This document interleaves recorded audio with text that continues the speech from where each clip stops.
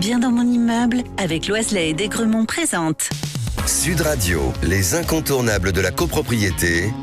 Thomas Binet. Nous sommes avec notre consultant Philippe Loiselet, patron de Loiselet Desgremont, qui nous informe tous les vendredis soirs sur l'ensemble des sujets liés à la copropriété. Et nous revenons aujourd'hui sur un sujet dont on parle régulièrement et on va vite en comprendre la raison. Pourquoi il faut payer ses charges. Bonsoir Philippe Loiselet. Bonsoir Thomas Binet. Philippe, comme on le sait, la copropriété est un régime de propriété partagée entre plusieurs personnes dans un immeuble ou un ensemble de bâtiments. Chaque copropriétaire est tenu de participer aux dépenses que l'on appelle les charges. Ne pas payer peut avoir des conséquences sérieuses, tant d'ailleurs pour le copropriétaire fautif que pour l'ensemble de la copropriété. Ce sont ces conséquences que nous allons aborder aujourd'hui donc. Effectivement, et nous allons d'abord examiner les conséquences pour le débiteur. La première conséquence directe pour un copropriétaire qui ne paye pas ses charges, c'est l'accumulation de dettes. Les charges sont généralement dues sur une base trimestrielle. Si le paiement n'est pas effectué à temps, les charges impayées s'accumulent, augmentant ainsi la dette du copropriétaire. Cette situation peut devenir rapidement problématique, surtout si le copropriétaire doit faire face à des difficultés financières et à d'autres dettes. Mais alors, cela va générer aussi, j'imagine, des frais pour le retardataire. Tout à fait. En plus de la dette principale, les règlements de copropriété prévoient souvent des intérêts de retard et des pénalités pour les charges impayées. Ces frais additionnés sont généralement calculés en fonction d'un taux d'intérêt fixé dans le règlement de copropriété.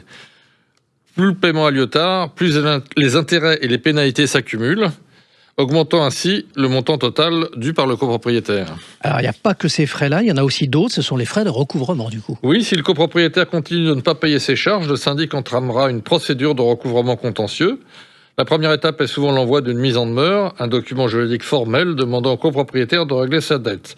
S'il ne répond pas à la mise en demeure ou ne paye pas ses charges, le syndic peut saisir le tribunal pour obtenir une injonction de payer ou engager une procédure classique de recouvrement.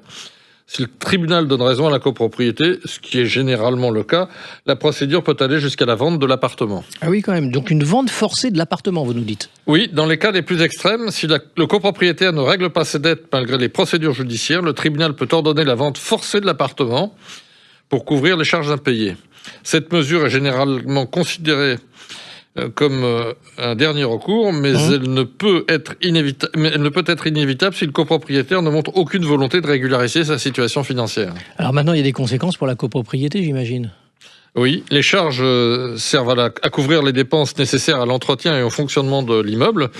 Si plusieurs copropriétaires ne payent pas leurs charges, la copropriété peut rapidement avoir à faire face à des difficultés financières. Cela peut entraîner un manque de fonds pour effectuer des réparations ou pour entretenir correctement l'immeuble, ce qui peut à son tour dégrader la qualité de vie des résidents.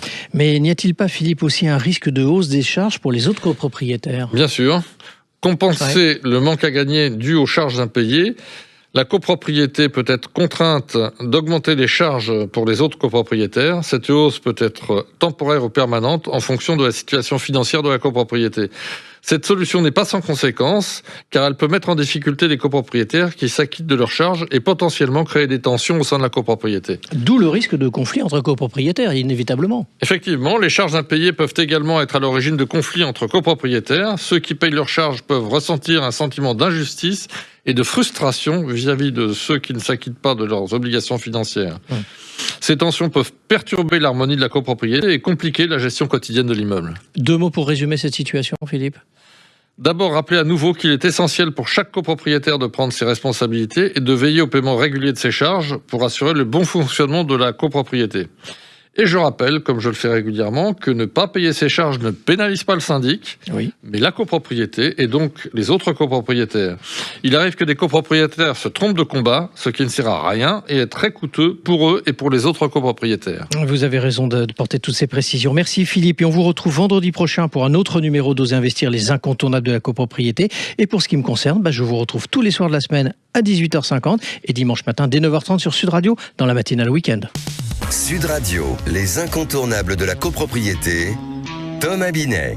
Avec Loiselet et Desgremont, bien dans mon immeuble.